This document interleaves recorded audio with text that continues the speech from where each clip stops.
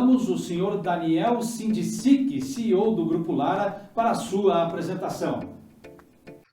Então, bom dia. Eu quero agradecer ao Fórum esse convite e a oportunidade de apresentar o desenvolvimento do projeto da URI Mauá. Meu nome é Daniel Sindicic, sou o CEO do Grupo Lara e sou responsável pelo desenvolvimento desse projeto que eu vou apresentar em algo como 10, 15 minutos a vocês.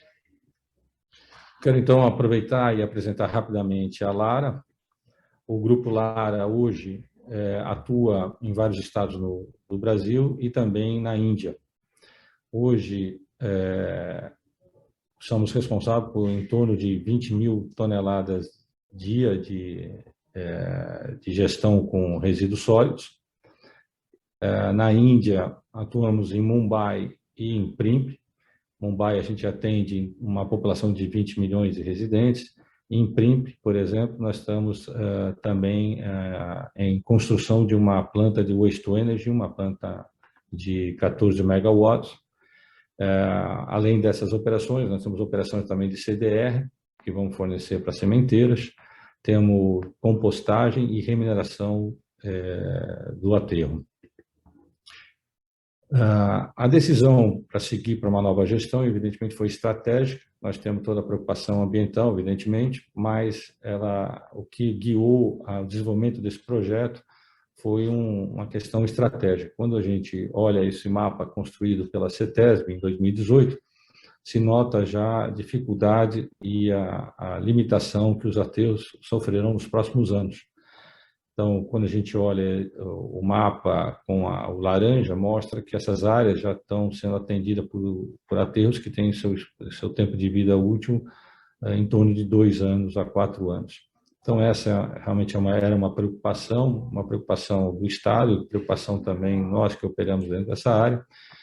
Um outro ponto que é importante, vejam que o deslocamento de aterros já causa também outros custos para as cidades. Vejam que as cidades hoje já viajam mais de 150 quilômetros, é algo que pesa bastante para o cidadão.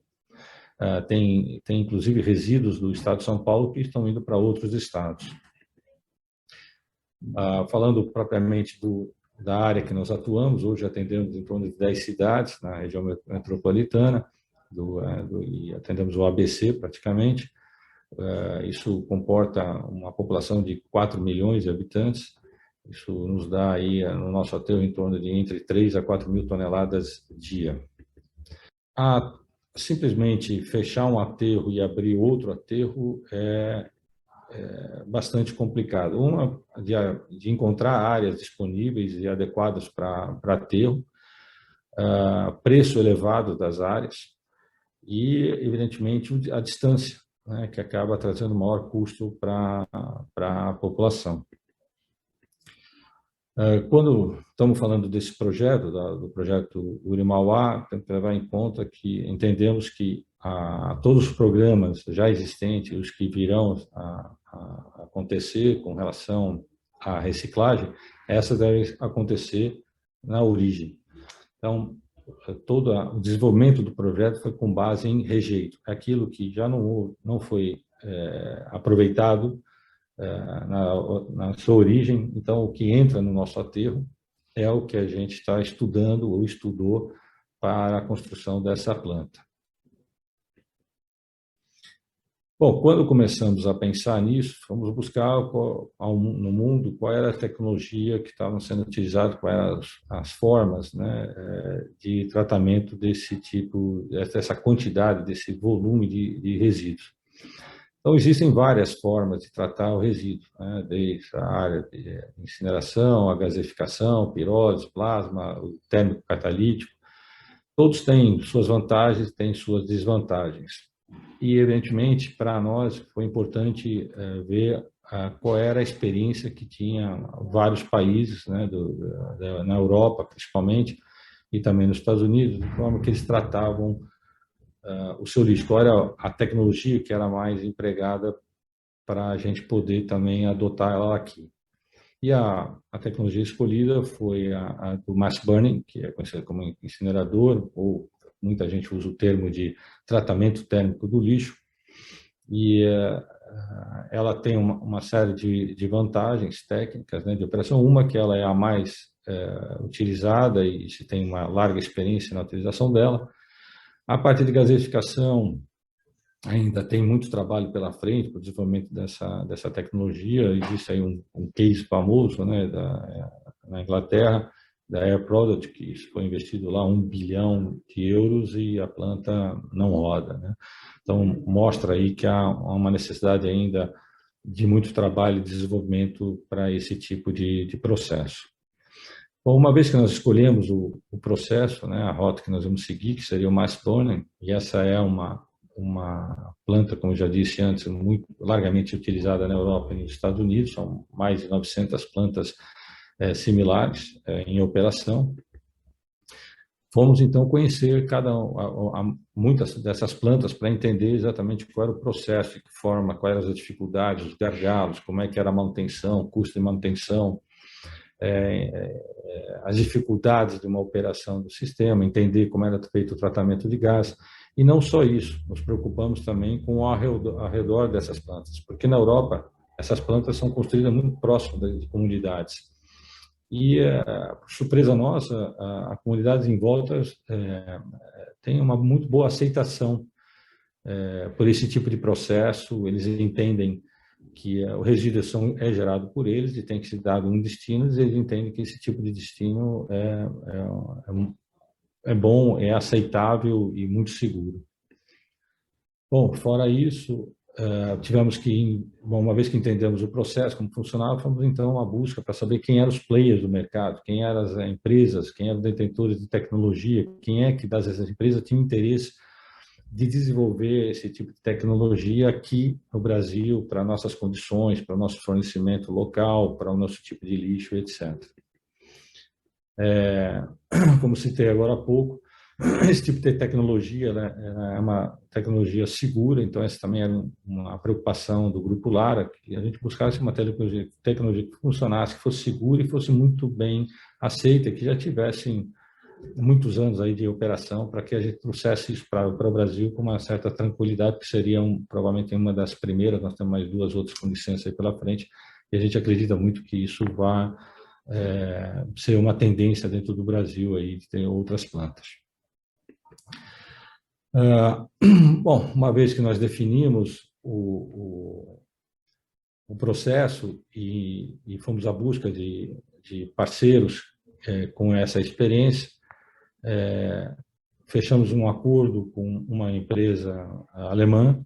Essa empresa tem mais de 90 plantas em operação com a tecnologia dela, e fizemos um trabalho de desenvolvimento minucioso para a melhor escolha do processo, as condições de operação e etc., para esse projeto. Isso tomou muito tempo, houve viagens dos nossos técnicos para a Europa e deles para aqui para o Brasil, para a gente poder fazer o melhor conceito desse projeto. Então, começou, evidentemente, pela caracterização do resíduo, foram vários meses trabalhando em cima disso, para entender realmente qual era o nosso resíduo, conhecer o poder calorífico dele e aí começar a buscar aí alternativas de melhoria e eficiência do nosso processo.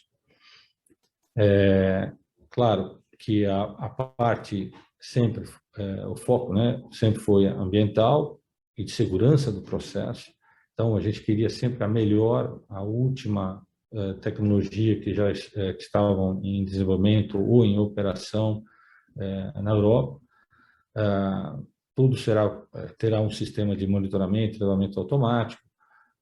Evidentemente, usamos know-how de empresas que, evidentemente, têm experiência em várias plantas, em vários países, com vários tipos de resíduos e caracterizações diferentes. Interessante dessa discussão, quando você começa a fazer um estudo, e aí a gente pôde tirar alguns proveitos. Por exemplo, como a gente decidiu fazer essa planta no nosso aterro atual em operação, nós vimos algumas vantagens. Por exemplo, que nós temos biogás. Então, nós podemos usar isso dentro do processo. Uma forma interessante de usar isso dentro do nosso processo foi tirar o superaquecedor da caldeira que ela acaba sendo um gargalo na parte da temperatura e pressão e, evidentemente, na eficiência da planta, por causa da corrosão. Você tendo esse superaquecedor do lado externo com outro combustível, podia ser um singás, uma indústria química, no caso aí o biogás, faz com que a gente possa trabalhar em temperaturas maiores, com pressões maiores e ter uma eficiência melhor da planta. Isso já foi um ganho bastante interessante. Ou seja, nesse processo, a gente tem aqui nessa primeira parte aqui da tela, é um processo comum, a maioria das plantas operam dessa forma, o resíduo chega na planta e lá dentro de um sistema de grelha é feita a queima. Você tem então a escória, mas você tem a parte do calor, que você vai gerar vapor, depois vai movimentar uma turbina que gera energia. No nosso caso, é o mesmo processo, só que nós adicionamos o biogás, com isso a gente colocou para o lado externo o superaquecedor, continuamos gerando energia, gerando vapor. Isso traz um ganho de eficiência no sistema, porque nós vamos trabalhar em condições mais favoráveis para turbinas, gerando mais energia com o mesmo resíduo. Bom, continuamos todo o estudo, sempre preocupado com uma questão de CAPEX e OPEX do projeto. Nós ainda tínhamos que fazer um trabalho, um esforço maior, porque a gente sabe que sempre foi um problema quando se falava de uma planta como essa, que isso já se vem discutindo há alguns anos aqui no Brasil, era com relação ao investimento de uma planta dessa. Então, nós tínhamos que ser criativos para ver de que forma a gente conseguiria reduzir aí o CAPEX e para a mesma operação, para tratar essas 3.000 toneladas diárias.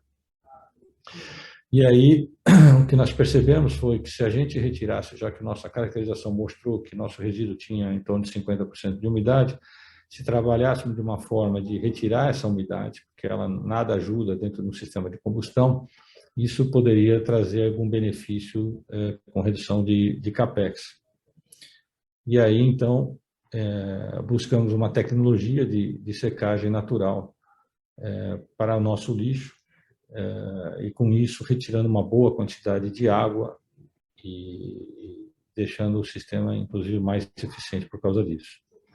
Então, sem essa secagem, eu precisaria provavelmente de 3 linhas em paralelo, cada uma tratando 1.000 toneladas dia. Com a introdução de uma secagem natural, eu retirando uma boa parte dessa água, eu pude reduzir em 2 linhas.